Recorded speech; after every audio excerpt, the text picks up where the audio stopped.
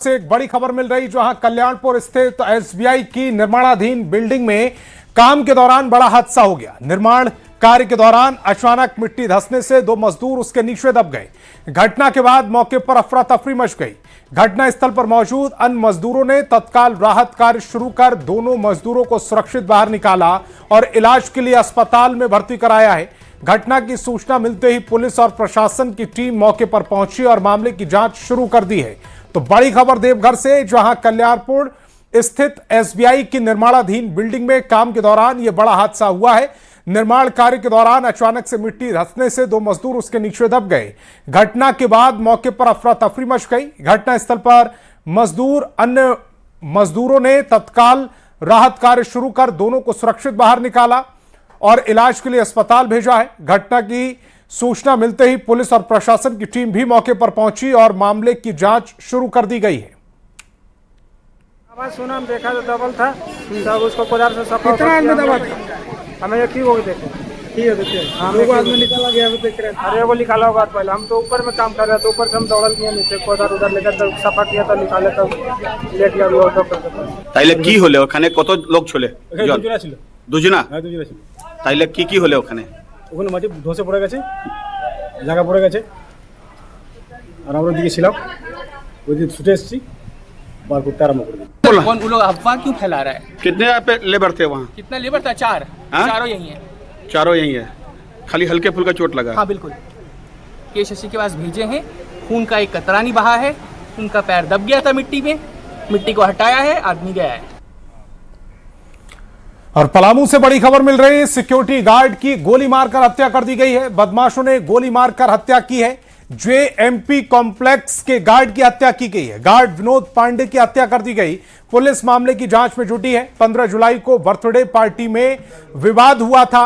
पलामू से बड़ी खबर है, सिक्योरिटी गार्ड की गोली मारकर हत्या। बदमाशों ने जेएमपी कॉम्प्लेक्स के गार्ड विनोद पांडे को गोली मारी है। पुलिस मामले की जांच में जुटी है।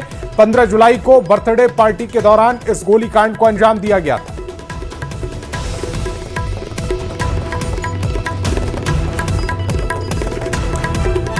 और रांची से बड़ी खबर है, जहां नेपाल हाउस में मल्टीपर्पज हेल्थ वर्कर या एमपीडब्ल्यू कर्मचारियों ने अपनी लंबित मांगों को लेकर विरोध प्रदर्शन किया है। उनकी मुख्य मांग सेवा स्थायीकरण है, जिसको लेकर लंबे समय से शांतिपूर्ण ढंग से प्रदर्शन किया जा रहा था, लेकिन कोई कार्रवाई नहीं की गई।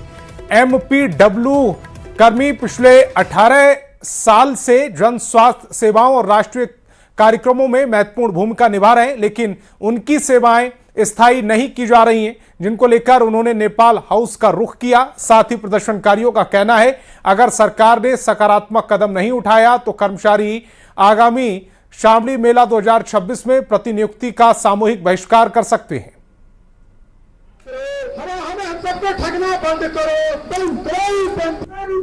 उन लोगों ने स्पष्ट एक शब्द में कह दिया कि आपका पद अस्थायी है, आप अपने सेक्रेटरी से मिलिए, अपने मंत्री से मिलिए, मिलकर इसको आप सुधरवाइए और सुधरवा के अपना स्थायी समायोजन करवाइए। इसको लेकर आज हम लोग 2 महीनों से शांतिपूर्ण तरीकों से अपने जिलों में रहकर कार्य करते हुए, कभी काला बिल्ला तो कभी बैनर पोस्टर तो कभी भूख हड़ताल तो कभी सिविल सर्जन के समक्ष अपनी बातों को रख रहे हैं, फिर भी इन लोगों ने हमारी बातों को नहीं सुना। आज से लगभग 15 दिन पहले हम लोग अपर मुख्य सचिव महोदय से मिलकर अपनी बातों को उन तक रखा। उनको बताया कि सर बात ऐसा है, यहाँ जो हमारा पद जो आप संविधाधारित बताते हैं वो पद कोई नहीं जाएगा, सब खड़ा रहेगा बारिश में। जो पद है वो हमारा अस्थायी है, जिसके हमारा आपका विभाग संविधाधारित बताता है, जिसका हम घोर निंदा करते हैं, घोर विरोध करते हैं, जिस पर उन्होंने सारे कागजातों की जांच की। अगर इस बार भी मांगे और नहीं मानी गई तो आगे क्या करेंगे? हम लोग आज से यहीं से भूख हड़ताल पर बैठेंगे और कल से जो हमारा श्रावणी मेला में हम सभी कर्मियों का प्रतिनियुक्ति किया गया है उसका घोर विरोध करेंगे और श्रावणी मेला का बहिष्कार करेंगे। और जेपीएससी परीक्षा में कथित गड़बड़ी अब झारखंड की सबसे बड़ी प्रशासनिक और राजनीतिक बहस बन चुकी है। चेयरमैन एल सिंग्यांते के इस्तीफे के बाद सीआईडी की जांच लगातार तेज हो गई है। एल खियांगते पर गिरफ्तारी के बादल मंडराने लगे। जेपीएससी दफ्तर, परीक्षा एजेंसी और चेयरमैन के आवास तक छापेमारी हो चुकी है। कई गिरफ्तारियां भी हुई हैं। इसके बावजूद विपक्ष और छात्र संगठन सीबीआई जांच कराने की मांग कर रहा है। के सामने आता है तब सरकार इसमें सीआईडी को भेजती है। ये एक लीपापोती है और ये सरकार के द्वारा एक प्रायोजित सुनियोजित एक बहुत बड़ा घोटाला है। पूर्व अभ्यर्थियों ने प्रेस कॉन्फ्रेंस कर राज्य सरकार और राज्य जांच एजेंसियों पर गंभीर सवाल उठाए। दावा किया गया है कि 14वीं जेपीएससी पीटी परीक्षा में ओएमआर शीट में कम सवाल भरने वाले अभ्यर्थी भी क्वालिफाई कर गए। जेपीएससी के पूर्व चेयरमैन एल खियांगते के इस्तीफे का भी जिक्र करते हुए मामले की सीबीआई जांच कराने की मांग को दोहराया गया। पूरे राज्य में कि जो जांच करे उसको सरकारी दबाव में एजेंसियां अच्छा जांच करना चाहती है, लेकिन पॉलिटिकल प्रेशर में उनको दबा दिया जाता है। और ये मैं नहीं, पेपर बोल रहा है कि जब जांच एजेंसी, जब पहली जांच एजेंसी उससे पहले 120 क्वेश्चन दिया गया है खुद, और उसके बाद सितंबर के बाद जब पूरी टीम को बदला जाता है जो हाई कोर्ट में, उसके बाद वो फ्यू क्वेश्चंस पे आ जाता है, फ्यू क्वेश्चंस पे। झारखंड के कथित ट्रेजरी घोटाले को लेकर सियासत तेज हो गई है। रांची में बीजेपी की प्रेस कॉन्फ्रेंस में प्रदेश मुख्य प्रवक्ता प्रतुल शाहदेव ने हेमंत सरकार पर बड़े अधिकारियों को बचाने, सीआईडी जांच को प्रभावित करने और पूरे मामले की निष्पक्ष जांच नहीं करने का आरोप लगाया। बीजेपी ने इस मामले की सीबीआई जांच की मांग उठाई। प्रतुल शाहदेव ने कहा कि ट्रेजरी घोटाले में सिर्फ निचले स्तर के कर्मचारी और सिपाहियों पर कार्रवाई की जा रही, जबकि डीएसपी, एसपी और ट्रेजरी अधिकारी की भूमिका की अनदेखी की जा रही। उन्होंने आरोप लगाया कि सरकार अपने अधिकारियों को बचाने में लगी हुई है। झारखंड सरकार ट्रेजरी स्कैम को दबाने की कोशिश कर रही है। महाघोटाला था साहब, वित्त मंत्री ने खुद कहा था 10,000 करोड़ का हिसाब नहीं मिल रहा, और जो चार्जशीट्स हो रही हैं सिर्फ सिपाहियों पर हो रही है। जबकि अगर आप गौर फरमाएंगे तो ये झारखंड कोषागार संहिता है जो स्पष्ट करती है कि इसमें ड्राइंग एंड डिसबर्सिंग ऑफिसर्स के किस प्रकार से रोल हैं। इसके अगर आप एनेक्सेस 3, 18 और 19 को देखेंगे तो स्पष्ट रूप से कहा गया है कि जो भी इस तरीके का फर्जी विड्रॉल होता है उसके लिए ड्राइंग डिसबर्सिंग ऑफिसर यानी डीएसपी, एसपी जिम्मेवार है, और दूसरा जो ट्रेजरी अफसर हैं वो जिम्मेवार है। तो चार्जशीट में इन बड़े अफसरों का नाम नहीं दिया गया, सिर्फ सिपाहियों का नाम दिया जा रहा है। और दूसरा, पीएजी ने 17 मई को चिट्ठी लिख के मांगा था इनसे कि आप अपना रिपोर्ट विस्तृत भेजिए, क्या स्कैम हुआ। 2 महीने से इन्होंने नहीं भेजा। तो ये घोटाले को दबाने की कोशिश है। सरकार अपने वित्तीय नियमों की कोषागार संहिता की अनदेखी कर रही है। और बीजेपी की प्रेस कॉन्फ्रेंस पर पलटवार करते हुए कांग्रेस ने कहा कि इस राज्य में हाथी उड़ाने वाली बीजेपी और बच्चों के चॉकलेट और बैग का घोटाला करने वाली बीजेपी हमें ज्ञान दे रही है। ट्रेजरी घोटाले की जांच निष्पक्ष हो रही है और एसआईटी भी गठित कर दी गई। निष्पक्षता के साथ जांच में वक्त लगता है। घोटाले की जांच पूरी तरह से निष्पक्ष रूप से हो रही है। हमने इसके लिए एसआईटी का भी गठन किया और सीआईडी जांच भी किया है। तो जब एसआईटी का भी गठन हुआ है, एसआईटी भी जांच कर रही है, सीआईडी भी जांच कर रही है, तो स्वाभाविक तौर पे पूरी तरह निष्पक्षता के साथ हम जांच करवा रहे हैं। और जब जांच निष्पक्षता के साथ हो तो उसमें समय लगता है, और हम किसी को बचाने के लिए जांच नहीं करवाते हैं, क्योंकि हम भारतीय जनता पार्टी नहीं है कि बचाने के लिए, अपनों को बचाने के लिए हम छात्रों को पिटवा दें, छात्रों को मौत के आगोश में संवा दें। ये काम महागठबंधन की सरकार नहीं करती है। जांच पूरी तरह से निष्पक्ष हो रही है।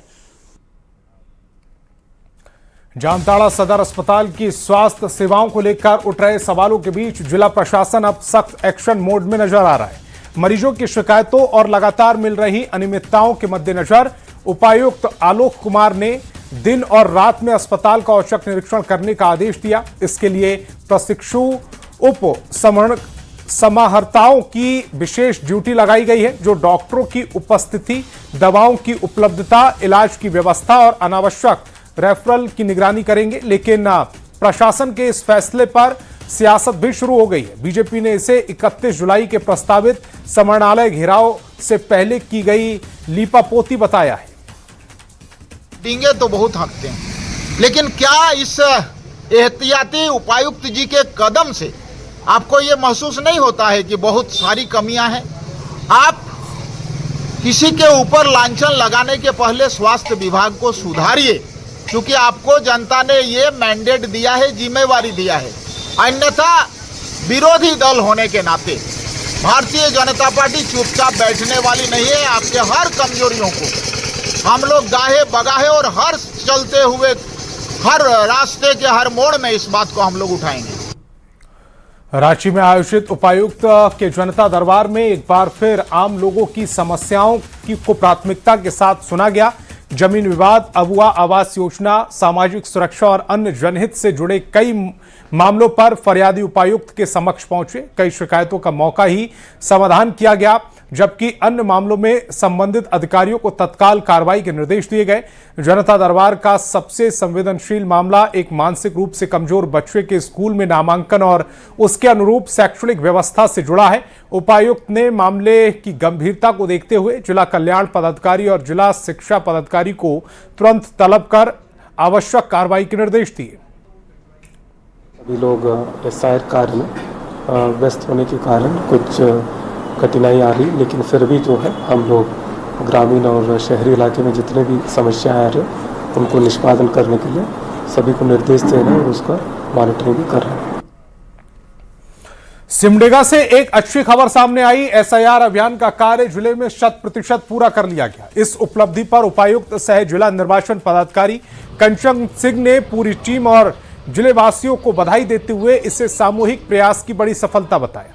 कहा कि उपलब्धि सामूहिक सहयोग, जिम्मेदारी और समर्पण का परिणाम है। साथ ही उन्होंने जन जागरूकता फैलाने में मीडिया की भूमिका की भी सराहना की। ये हमारे इलेक्शन से जुड़े जितने भी पदाधिकारी, कर्मी, BLOs, BLO supervisors, volunteers, computer operators, आम जनता, जो पॉलिटिकल पार्टीज़ के बीएलएज हैं और मीडिया के प्रतिनिधि, सबका एक सामूहिक एफर्ट सामने आया है और सिमडेगा ज़िले ने 100% एसआईआर के कार्य में डिजिटाइजेशन पूर्ण कर लिया है। ये हम सबके लिए निश्चित रूप से हर्ष का विषय है और हम मानते हैं कि आगे आने वाले समय में भी हम इसी तरह से निष्ठा से हमारे कर्मी कार्य करते रहेंगे। रामगढ़ के पथरातू से एक ऐसी तस्वीर सामने आई जो पर्यावरण संरक्षण और रोजगार सृजन की नई मिसाल बन रही है। अब थर्मल पावर प्लांट से निकलने वाली फ्लाई ऐश यानी छाई प्रदूषण का कारण नहीं बल्कि विकास का आधार बन रही है।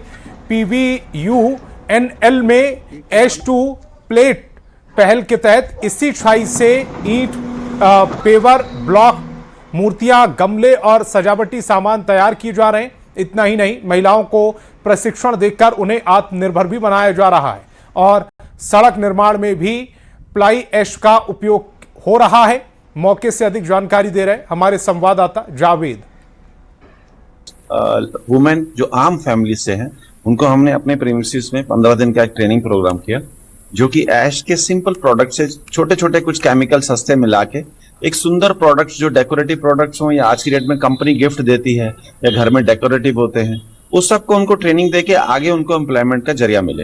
हमारा प्लान है कि उनको ट्रेन करके आगे जैसे हम जो सोचा है हमने कि झारक्राफ्ट में उनको डिस्प्ले करने का मौका कुछ प्रोवाइड करेंगे ताकि उनको आगे बेचने में मदद। पतरातू विद्युत उत्पादन निगम लिमिटेड से निकलने वाला ऐश अब प्रदूषण नहीं बल्कि रोजगार का जरिया बन रहा है। आप देख सकते हैं यहाँ पर जो वहाँ पे थर्मल पावर से निकलने वाला ऐश है उसे interlocking wall block, paver block, bricks, ash pots, जो थर्मल पावर से निकला छाई है। हाँ सर, ये मूर्ति भी बनी है, उसी से बनी है सर। पॉट्स बने, कैसे हाँ। देख रहे हैं? अच्छा लग रहा है, बहुत अच्छा लग रहा है सब। पहले ये प्रदूषण का कारण बनता था, लोग बीमार पड़ते थे। हाँ, बट अभी ये आपका डेकोरेट के लिए बहुत अच्छे से बन के आप घर पे सजा सकते हो। और ये पहले यूज़ नहीं करते थे, फेंक दिया जाता था, फिर अभी यूज़ करने के लिए भी बहुत सारे ये हो गए। तो इस पर प्रॉपर ट्रेनिंग दी गई थी सेफ्टी के साथ में, जिसमें और अलग अलग मोल्ड हम लोगों ने परचेज किए थे, जैसे प्लांटर के लिए टाइल्स और ये मूर्ति जो है और शेल्फ रखने के लिए बहुत प्यारे प्यारे आप देखेंगे ऐश ट्रे, ये सब चीज़ें हम लोगों ने उनसे खुद उनको सारा प्रोसेस बताया और मतलब बहुत अच्छे से उन लोगों ने सीखा है। तो अभी उम्मीद है कि आगे भी हम लोग इसमें उन लोग को और हेल्प कर पाएंगे मार्केट। ये छाई जो सेट बन गया, तो देख सकते हैं काफ़ी प्यारा जो है पॉट है, इसमें छोटे छोटे पौधे लगे हुए जो गिफ्ट के तौर पे मेहमानों को दिया जाता है। आप देख सकते हैं इधर में गणेश जी की मूर्ति है, काफ़ी खूबसूरत है। सारा कुछ जो है ऐश से बना है, जो पतरातू PVUNL से प्रोड्यूस जो निकलता है ऐश उससे बना है। यानी कहा जा सकता है कि ऐश अब जो है प्रदूषण का, बीमारी का नहीं, अब रोजगार का साधन बन गया है। जावेद खान, न्यूज़ 18, रामगढ़। रुक करते हैं अगली खबर की ओर। बाबा बैद्यनाथ की नगरी देवघर में सावन माह के दौरान एक बार फिर शराब की बिक्री पूरी तरह बंद रहेगी। उत्पाद एवं मद्य निषेध मंत्री योगेंद्र प्रसाद ने स्पष्ट किया कि श्रद्धालुओं की आस्था और धार्मिक परंपरा को देखते हुए पूरे सावन महीने में देवघर जिले में शराब की बिक्री पर रोक रहेगी। मंत्री ने बताया कि यह फैसला उपायुक्त की रिपोर्ट और पूर्व से चली आ रही परंपरा के अनुसार लिया गया है। हालांकि यह प्रतिबंध पूरे झारखंड में नहीं बल्कि सिर्फ देवघर जिले में लागू होगा। सावन के पहले दिन से लेकर अंतिम दिन तक जिले में शराबबंदी प्रभावी रहेगी। बाबा के नगरी यानी देवघर में शराबबंदी पूर्व की परिपाटी रहा है कि डीसी के रिपोर्ट के आलोक में विभाग निर्णय करती है। जो भी डीसी का रिपोर्ट आया होगा उसके आधार पर विभाग उस पर सहमति जताएगी, उस पर आगे अग्रतर कार्रवाई करेगी। हम समझते हैं कि जो टेंटेटिव जानकारी मिला है कि 1 महीना का जो पूर्वत 1 महीना का शराबबंदी रहता है, जब से सावन शुरू होता है और जब तक एंड होता है, तो पूरे देवघर जिला में शराबबंदी रहता है। उस पर हम लोग आगे पहल कर रहे हैं। बाबा बैद्यनाथ की नगरी देवघर में आज बांग्ला सावन की दूसरी सोमवारी को लेकर आस्था का जन सैलाब उमड़ पड़ा है।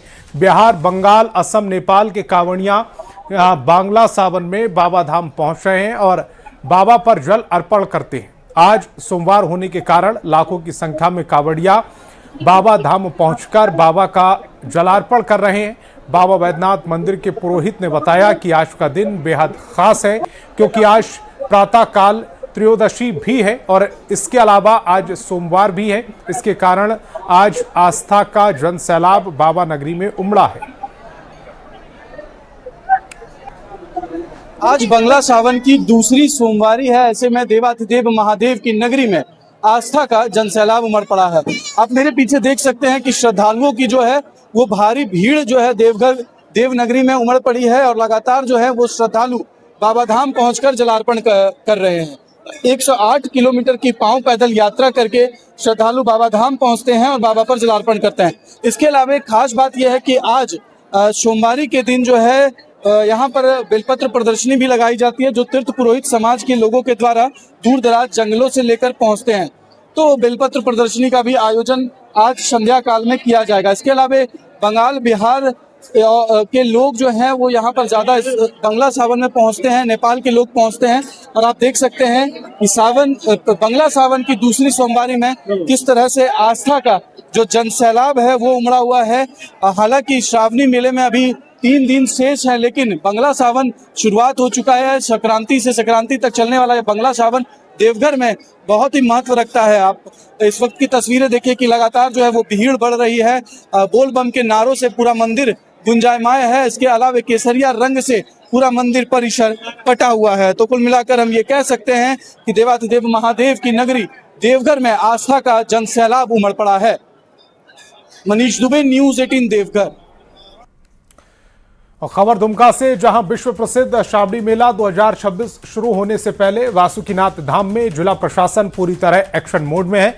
श्रद्धालुओं की सुरक्षा, सुविधा और बेहतर व्यवस्थाओं को लेकर अनुमंडल पदाधिकारी कौशल कुमार ने मेला क्षेत्र का निरीक्षण किया। इस दौरान अतिक्रमण हटाया गया और अवैध दुकानदारों पर जुर्माना लगाया गया। खाद्य सामग्री की गुणवत्ता और निर्धारण दरों की भी जांच की गई। प्रशासन ने साफ किया है कि मेले में किसी भी तरह की लापरवाही बर्दाश्त नहीं की जाएगी। चलाया गया है और फूड सेफ्टी ऑफिसरों के साथ में एक ड्राइव चलाया गया है कि यहाँ जो पेड़ा बिक रहा है या जो भी खाद्य सामग्री बिक रहा है उसकी जांच कराई गई है और अतिक्रमण में जिनका जमीन अतिक्रमण पाया गया है उनका सामानों को जब्त किया गया और अभी फाइन कराया गया है। नगर पंचायत के द्वारा फाइन किया गया है और सबको एक इंस्ट्रक्शन दिया गया है कि जो मेला क्षेत्र है उसमें अतिक्रमण ना करें। अगर अतिक्रमण करते हुए पाए जाएंगे तो अभी फाइन किया जा रहा है। बाद में सभी सामग्री जब्त हो जाएगी और दुकान भी सील कर दिया जाएगा। विश्व प्रसिद्ध श्रावणी मेला में अब महज 2 दिन बाकी हैं। लाखों कांवड़िया देवघर के बाबा धाम पहुंचेंगे और बाबा पर जलार्पण करेंगे। वहीं श्रावणी मेला के दौरान कांवड़ियों के लिए विशेष तैयारी की जा रही है। देवघर डीसी, एसपी और डीडीसी ने बाइक और पैदल तैयारियों का निरीक्षण किया। इस दौरान प्रशासन और अधिकारियों को भी सभी कार्यों को लेकर आवश्यक दिशा निर्देश दिए गए।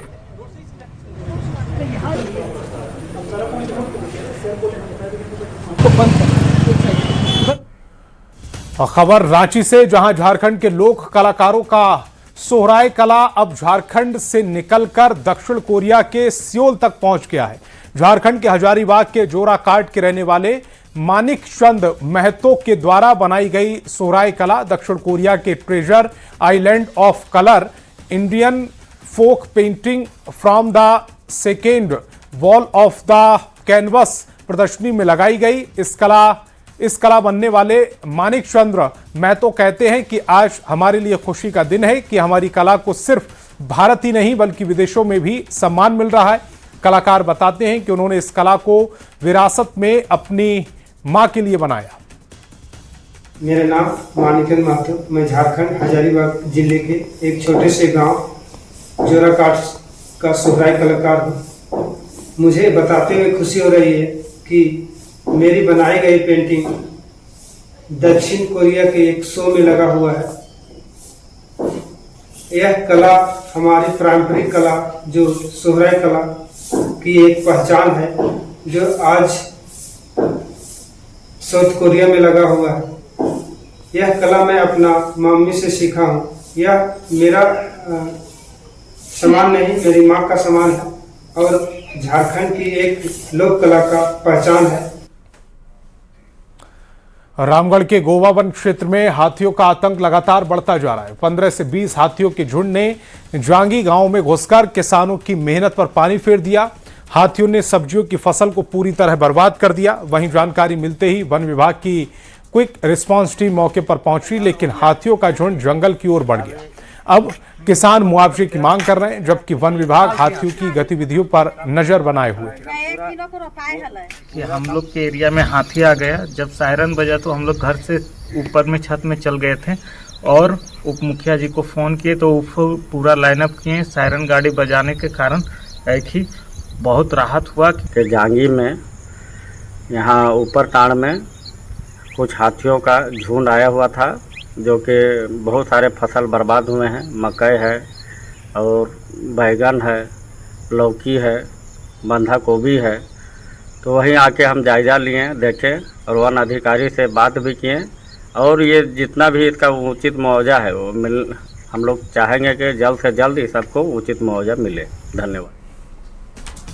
झारखंड में मौसम एक बार फिर करवट लेने वाला है। मौसम विभाग ने कोल्हान प्रमंडल समेत रांची, खूंटी, सिमडेगा और गुमला जिलों में आज और कल भारी बारिश की संभावना जताई। हालांकि पिछले 24 घंटों में अनुमान के मुताबिक बारिश नहीं हुई और कई जिलों में तापमान भी 1 से 2 डिग्री तक बढ़ गया। अब लोगों की नजर अगले 48 घंटों पर टिकी है, जहां कई इलाकों में घने बादल और तेज बारिश की चेतावनी जारी की गई। बंगाल के खाड़ी में बने निम्न दबाव का असर आज झारखंड की राजधानी रांची समेत कई इलाकों में देखने को मिल सकता है। यानी आज और कल रांची समेत कई इलाकों में भारी वर्षा की संभावना जाहिर की गई है। हालांकि कल भी मौसम विभाग ने जारी किया था कि सोमवार को कुछ इलाके में वर्षा हो सकती है, लेकिन कल पूरा दिन जो है वो बादल जरूर छाए रहे, लेकिन बरसात का असर नहीं देखने को मिला। वहीं आज और कल के लिए मौसम विभाग ने अनुमान लगाया है कि अच्छी खासी वर्षा हो सकती है, जिससे किसानों को राहत मिलेगी। अगर हम आज की बात करें तो आज रांची के साथ साथ जो खूंटी का इलाका है और उसके साथ साथ सिमडेगा के इलाके में और कोल्हान के इलाके में बरसात की संभावना जाहिर की गई है। अगले 48 घंटे बादल छाए रहने का अनुमान मौसम विभाग ने लगाया है और गहरे निम्न दबाव का असर जो है वो देखने को मिलेगा। पिछले 24 घंटे की अगर हम बात करें तो पिछले 24 घंटे में तापमान में 1 से 2 डिग्री की बढ़ोतरी देखने को मिली है। पिछले 24 घंटे में सिमडेगा में अगर हम बारिश की बात करें तो सबसे अधिक 23 मिलीमीटर बारिश जो है पिछले 24 घंटे में वो सिमडेगा में देखने को मिली। अनुमान है कि आज राज्य के कुछ हिस्से में बरसात हो सकती है। और अगर कल की बात करें तो कल भी रांची में मात्र 1 मिलीमीटर बारिश हुई है, जिससे किसानों के चेहरे पर मायूसी जरूर है और इस दौरान तापमान भी बढ़े हुए से दिख रहे हैं। कई इलाके में तापमान 34 डिग्री के आसपास भी दर्ज किया गया है। अनुमान लगाए गए थे कि कल भी वर्षा होगी, लेकिन कल पूरे दिन वर्षा बहुत अच्छी नहीं रही है, जिसके बाद आज कयास ये लगाए जा रहे हैं कि आज और कल 2 दिनों तक अच्छी खासी बरसात कोल्हान प्रमंडल के साथ साथ रांची से सटे हुए इलाके में हो सकती है। गौरव झा, न्यूज़ 18, रांची।